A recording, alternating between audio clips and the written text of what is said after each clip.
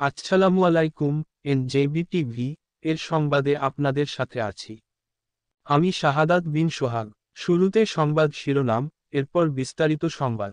ধামরাই ইসলামপুর মন্দির প্রাঙ্গণে 2 দিনব্যাপী সনাতনী ধর্মোৎসব উদযাপন। এবার বিস্তারিত।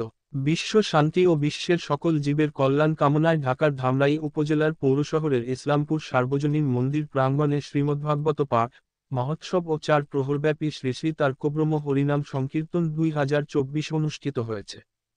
2 দিনব্যাপী এ ধর্মীয় মহতী অনুষ্ঠানে বৃহস্পতিবার 9 মে রাতে শ্রীমদ্ভাগবত পাঠ করেছেন বিশিষ্ট ভাগবত পাঠক সুদেবী গোস্বামী। শুক্রবার শ্রী শ্রী মহাপ্রভুর ভোগরাগ ও নরনারায়ণ সেবা।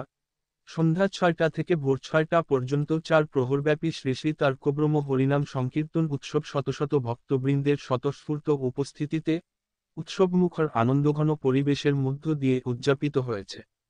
নামসুধা পরিবেশনা করেছেন বিষ্ণুপ্রিয়া সম্প্রদায়, গোপালগঞ্জ, মহাপ্রভু সম্প্রদায়, গোপালগঞ্জ, গৌরবাণী সম্প্রদায়, ঝিনাইদহ ও শ্রী লক্ষ্মী নারায়ণ সম্প্রদায়, মানিকগঞ্জ।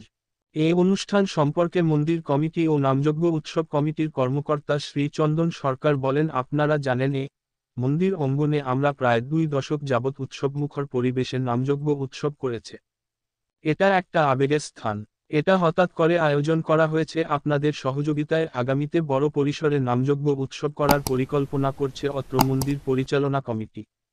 এ ধর্মীয় অনুষ্ঠানে উপস্থিত ছিলেন শ্রী শ্রী যশোমাধব মন্দির পরিচালনা কমিটির সহ-সভাপতি ও আসন্ন ধামরাই উপজেলা পরিষদের নির্বাচনের চেয়ারম্যান পদপ্রার্থী শ্রী সুধীর চৌধুরী, শ্রী শ্রী যশোমাধব মন্দির পরিচালনা কমিটির দপ্তর সম্পাদক ও ধামরাই উপজেলা প্রেসক্লাবের সহ-সভাপতি সাংবাদিক রণজিৎ কুমার পাল, শ্রী শ্রী যশোমাধব মন্দির পরিচালনা কমিটির কর্মকর্তা সর্বশ্রী ভজন সূত্রধর, উত্তম বণিক, পলাশ ঘোষসহ এতদ অঞ্চলের সর্বস্তরের ভক্তবৃন্দ।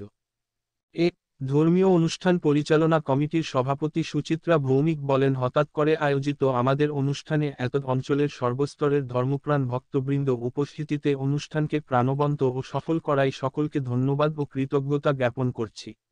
ঢাকা জেলা প্রতিনিধি রণজিৎ কুমার পাল বাবুর পাঠানো ভিডিও চিত্রে ডেস্ক রিপোর্ট, এনজেবি টিভি।